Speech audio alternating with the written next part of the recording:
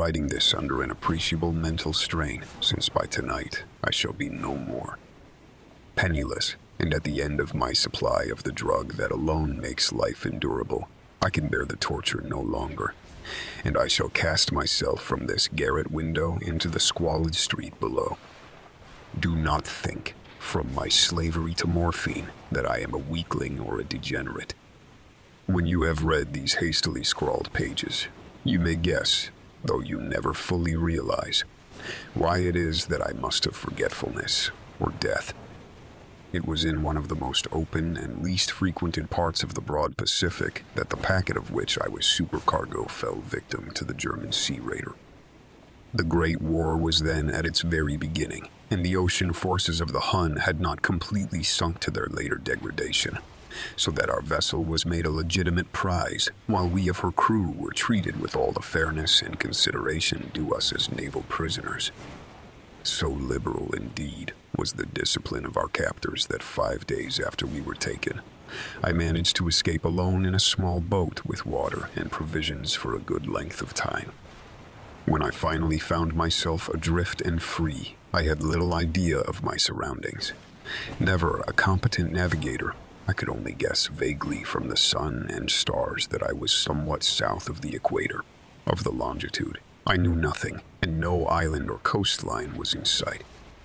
The weather kept fair, and for uncounted days I drifted aimlessly beneath the scorching sun, waiting either for some passing ship or to be cast on the shores of some habitable land. But neither ship nor land appeared, and I began to despair in my solitude upon the heaving vastnesses of unbroken blue. The change happened while I slept. Its details I shall never know, for my slumber, though troubled and dream-infested, was continuous. When at last I awaked, it was to discover myself half sucked into a slimy expanse of hellish black mire that extended about me in monotonous undulations as far as I could see, and in which my boat lay grounded some distance away. Though one might well imagine that my first sensation would be of wonder at such a prodigious and unexpected transformation of scenery, I was in reality more horrified than astonished. For there was in the air and in the rotting soil a sinister quality that chilled me to the very core. The region was putrid with the carcasses of decaying fish and of other less describable things, which I saw protruding from the nasty mud of the unending plain.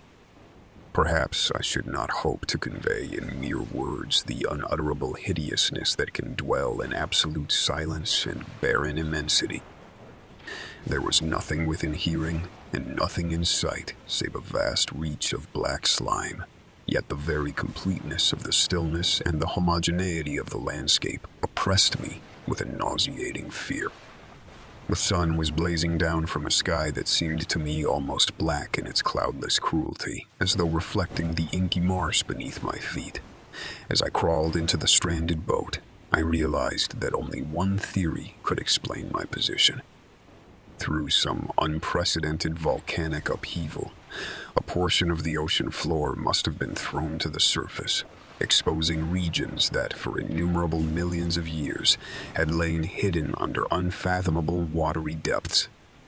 So great was the extent of the new land that had risen beneath me that I could not detect the faintest noise of the surging ocean, straining my ears as I might. Nor were there any seafowl to prey upon the dead things.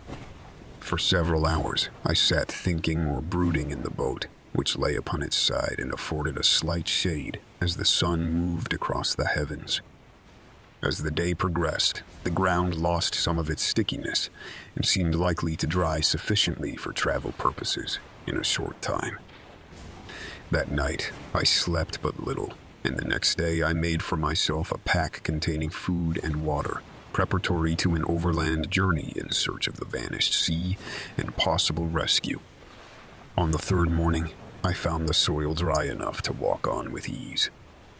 The odor of the fish was maddening, but I was too concerned with graver things to mind so slight an evil and set out boldly for an unknown goal. All day, I forged steadily westward, guided by a faraway hummock that rose higher than any other elevation in the rolling desert. That night, I encamped, And on the following day, I still traveled towards the hummock, though that object seemed scarcely nearer than when I first encountered it. By the fourth evening, I had attained the base of the mound, which turned out to be much higher than it had appeared from a distance, an intervening valley setting it out in sharper relief from the general surface. Too weary to ascend, I slept in the shadow of the hill. I know not why my dreams were so wild that night, but since the waning and fantastically gibbous moon had risen far above the eastern plain, I was awake in a cold perspiration, determined to sleep no more. Such visions as I had experienced were too much for me to endure again. And in the glow of the moon, I saw how unwise I had been to travel by day. Without the glare of the parching sun, my journey would have cost me less energy. Indeed, I now felt quite able to perform the ascent that had deterred me at sunset. Picking up my pack, I started for the crest of the eminence. I have said that the unbroken monotony of the rolling plain was a source of vague horror to me, but I think my horror was greater when I gained the summit of the mound and looked down the other side into an immeasurable pit or canyon, whose black recesses the moon had not yet soared high enough to illumine. I felt myself on the edge of the world, peering over the rim into the fathomless chaos of eternal night.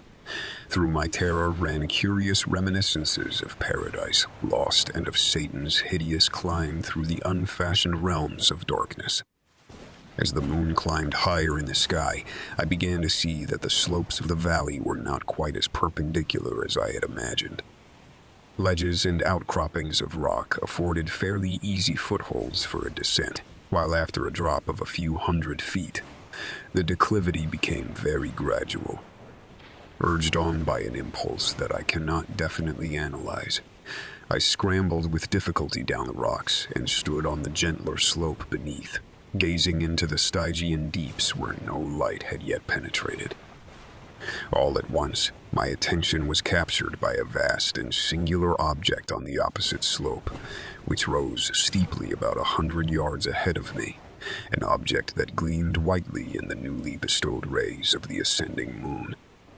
I soon assured myself that it was merely a gigantic piece of stone, but I was conscious of a distinct impression that its contour and position were not altogether the work of nature.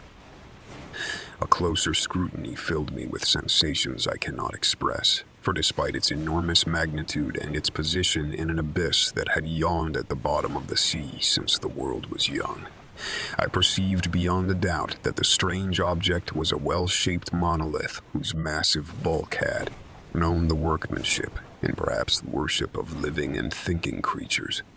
Dazed and frightened, yet not without a certain thrill of the scientist's or archaeologist's delight, I examined my surroundings more closely. The moon, now near the zenith, shone weirdly and vividly above the towering steeps that hemmed in the chasm, and revealed the fact that a far-flung body of water flowed at the bottom, winding out of sight in both directions and almost lapping my feet as I stood on the slope. Across the chasm, the wavelets washed the base of the Cyclopean monolith, on whose surface I could now trace both inscriptions and crude sculptures. The writing was in a system of hieroglyphics, unknown to me and unlike anything I had ever seen in books, consisting for the most part of conventionalized aquatic symbols such as fish, eels, octopi, crustaceans, mollusks, whales, and the like.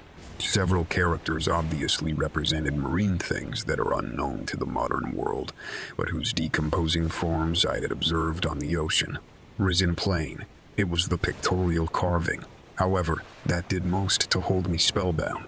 Plainly visible across the intervening water, on account of their enormous size, were an array of bas-reliefs whose subjects would have excited the envy of a Dor. I think that these things were supposed to depict men, at least a certain sort of men, though the creatures were shown disporting like fish in the waters of some marine grotto or paying homage at some monolithic shrine that appeared to be under the waves as well.